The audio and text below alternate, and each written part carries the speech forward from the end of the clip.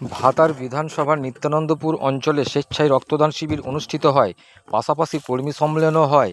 এদিন পূর্ব বর্ধমান জেলা সভাপতি রবীন্দ্রনাথ চ্যাটার্জি ফিতে কেটে উদ্বোধন করেন। এদিন 100 জন রক্তদাতা রক্ত দেয়। এই সংগৃহীত রক্ত বর্ধমান ব্লাড ব্যাংকের হাতে তুলে দেয়।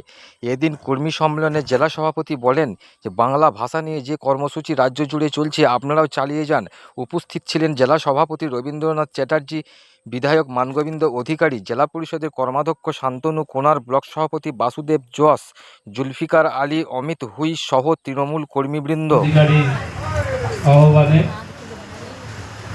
আজকে নিত্যানন্দপুর অঞ্চলের যে রক্তদান শিবির, সেই শিবিরে উপস্থিত হতে পেরে আমার এমনি খুব ভালো লাগছে। প্রচণ্ড গ্রীষ্ম, এর মধ্যে রক্তদান শিবির অনুষ্ঠান করা খুব কঠিন হয়। আমাদের রাজ্যে মাননীয় মুখ্যমন্ত্রী এই পরিস্থিতি চিন্তা করেই অনেক আগেই আমাদের বলেছেন যে কোনো ধরনের রাজনৈতিক অনুষ্ঠান করার মধ্যে রক্তদান শিবিরকে অগ্রাধিকার দিতে হবে। আজকে নিত্যানন্দপুর অঞ্চলের পক্ষ থেকে সেই কর্মসূচি পালন করা হচ্ছে, তার জন্য আমি আপনাদের কাছে কৃতজ্ঞ। আমাকে বলতে যে এসআইআর নিয়ে বা বাংলা ভাষা নিয়ে, আপনারা জানেন যে আমাদের রাজ্যের মাননীয় মুখ্যমন্ত্রী এর আগেই ঘোষণা করেছিলেন যে সারা বাংলায় অঞ্চল এবং ওয়ার্ড প্রত্যেক শনি রবিবার এর বিরুদ্ধে মিছিল, মিটিং, আন্দোলন করবে। আপনারা যথারীতিভাবে সেগুলো পালন করেছেন। আমি শুনলাম ভাতার বিধানসভার জয়ের ক্ষেত্রে আপনাদের অবদান সবচেয়ে বড়। আপনাদের ধন্যবাদ জানিয়ে আর ছোট করতে চাই না। আমি শুধু একটা কথা বলতে চাই যে আগামী কয়েক মাসের মধ্যে বিধানসভা নির্বাচন।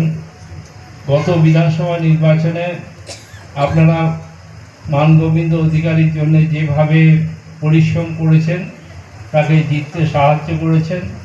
পরবর্তী দিনে লোকসভা নির্বাচনেও আপনারা আমাদের সাংসদ কীর্তি আজাদকে জয়ের ক্ষেত্রে একটা গুরুত্বপূর্ণ ভূমিকা নিচ্ছেন।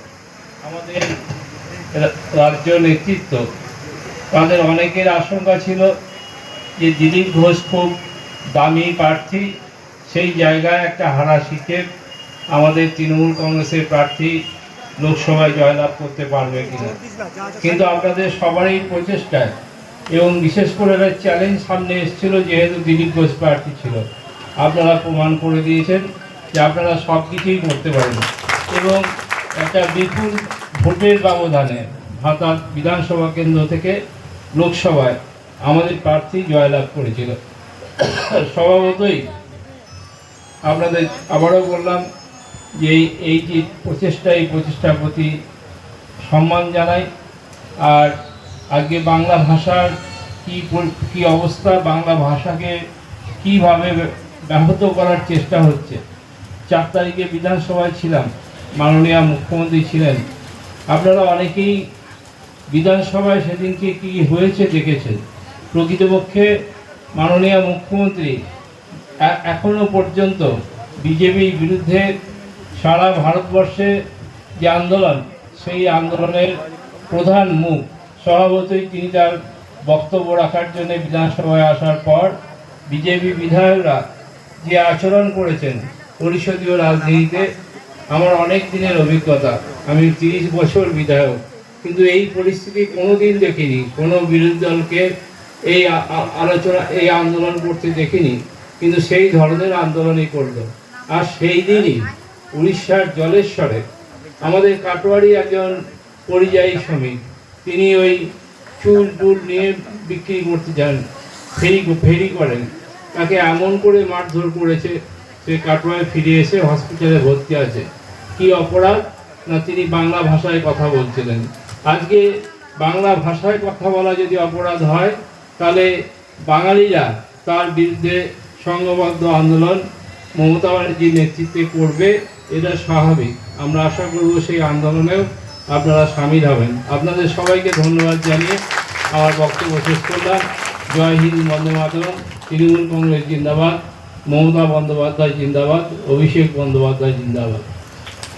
সেখানে কোনো মানুষ থাকলেও গায়ে একটা ফোসকা ওঠে, ওসব চুলকিয়ে দিলেই চলে যাবে। ওর জন্য চিন্তা করার আমাদের কোনো দরকার নেই। কালকে যে গোলমালটা করেছে তারা তো সেই বুথের মধ্যে সীমাবদ্ধ, তারা কোনো জায়গায় বেরিয়ে গিয়ে কিছু করতে পারছে।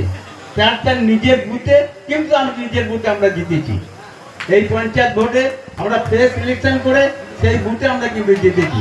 উনি কংগ্রেসের ক্যান্ডিডেট ছিলেন, আমাদেরই প্রধান ছিলেন কংগ্রেসের ক্যান্ডিডেট, আমাদেরই সহসভাপতি ছিলেন কংগ্রেসের ক্যান্ডিডেট ছিলেন। সবাই হেরেছে, সবাই হেরেছে। ওর কোনো চিন্তা কিছু নাই। মমতা ব্যানার্জির হাত, মমতা ব্যানার্জির সিম্বল যার কাছে যাবে সেই জিতবে। ওর জন্য একদম চিন্তা করবেন না। কিন্তু যার কাছে সিম্বল যাবে না তাকে রাস্তা ঠেলি, মানে নেড়ি কুকুরটাও তাকে দেখবে না। জয় হিন্দ, বন্দে মাতরম। সফল হয়েছেন, তাই আপনাকে পুনর্বার আমরা কৃতজ্ঞতা জানাই। আমাদের এই নিত্যানন্দপুর অঞ্চল একদিকে তৃণমূল কংগ্রেসই দেখবেন সারা বছর এই ধরনের রক্তদান উৎসব, অঙ্গ বিতরণ উৎসব, বস্ত্র বিতরণ উৎসব এগুলো করে থাকে।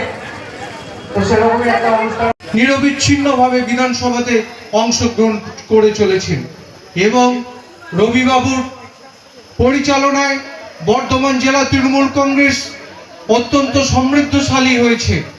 আমরা লক্ষ্য করেছি যে সমস্ত দলের আভ্যন্তরীণ সমস্যাগুলি ছিল সেগুলো প্রায় সমস্তটাই সমাধান হয়ে গেছে এবং গত লোকসভা ভোটে দলের যে ফলাফল এবং আগামী বিধানসভা ভোটে দলের যে ফলাফল হতে চলেছে তা অবিস্মরণীয়, একথা বলা যায়।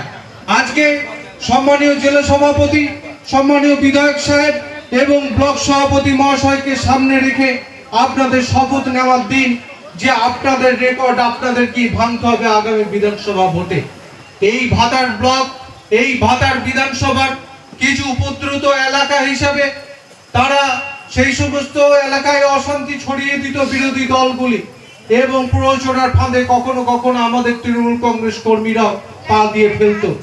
সেটা ছিল প্রতিরোধের ভাষা, সেটা ছিল অন্যায়ের বিরুদ্ধে প্রতিবাদ করার ভাষা।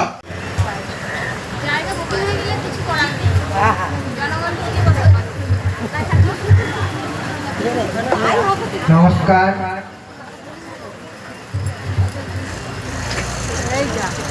আজকে নিত্যানন্দপুর অঞ্চল তৃণমূল কংগ্রেসের পক্ষ থেকে যে রক্তদান শিবিরের আয়োজন করা হয়েছে, এখানে এই শিবিরের মধ্যে উপস্থিত আছেন আমাদের প্রাণপ্রিয় নেতা ভাতারের বিধায়ক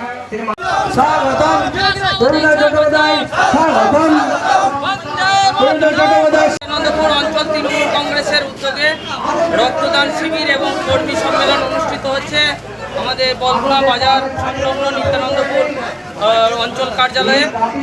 তো সেই যে আমাদের রক্তদান শিবির এবং কর্মী সম্মেলনে উপস্থিত হয়েছিলেন আমাদের সম্মানীয় জেলা সভাপতি রবীন্দ্রনাথ চট্টোপাধ্যায়, উপস্থিত আছেন আমাদের ভাতার বিধানসভার বিধায়ক সম্মানীয় মানগোবিন্দ অধিকারী মহাশয়, রাজ্য তৃণমূল যুব কংগ্রেসের অন্যতম সাধারণ সম্পাদক তথা পূর্ব বর্ধমান জেলা পরিষদের কর্মাধ্যক্ষ শান্তনু কুমার মহাশয়, ভাতার বিধানসভার ভাতার ব্লকের ব্লক সভাপতি সম্মানীয় বাসুদেব জজ মহাশয় থেকে শুরু করে ভাতার বিধানসভার 14টি অঞ্চলের অঞ্চল সভাপতি থেকে শুরু করে প্রধান উপপ্রধান প্রত্যেকেই আজকে উপস্থিত আছে। আজকে আমাদের এখনো পর্যন্ত আমরা 70+ আমাদের যে রক্তদাতারা রয়েছেন তারা রক্ত দিয়েছেন। আমাদের টার্গেট হচ্ছে 100 জন। আমরা কিছুক্ষণের মধ্যেই 100 জনের যে আমাদের যে রক্তদান শিবির তা পরিপূর্ণ করতে পারবো। জেলা সভাপতি কি বার্তা দিলেন? জেলা সভাপতি যে বার্তা দিলেন আমাদেরকে যে আগামী দিনে আমাদের নেত্রী মাননীয় মুখ্যমন্ত্রী মমতা বন্দ্যোপাধ্যায় ভাষা আন্দোলন নিয়ে যে কর্মসূচি, সেই কর্মসূচি চালিয়ে যাওয়ার জন্য আমাদের কাছে বার্তা রেখেছেন এবং উনি একত্রিতভাবে আগামী যে বিধানসভা নির্বাচন, সেই বিধানসভা নির্বাচনে যাতে এই ভাতার বিধানসভা থেকে আরও বৃহৎ আকারে আমরা জয়লাভ করতে পারি তার জন্য কর্মীদেরকে নির্দেশ দিয়েছেন এবং তিনি যেটা জানিয়েছেন তৃণমূল কংগ্রেসের যারা কর্মী তারা তৃণমূল কংগ্রেসের পতাকা তোলে বিধায়ক ব্লক সভাপতি যে বিধায়ক ব্লক সভাপতির মাধ্যমে তাদেরকে তাদের রাজনীতি করতে হবে এই বার্তায় তিনি রেখে দিয়েছেন। আপনার পরিচয়? আমি নিত্যানন্দ প্রধান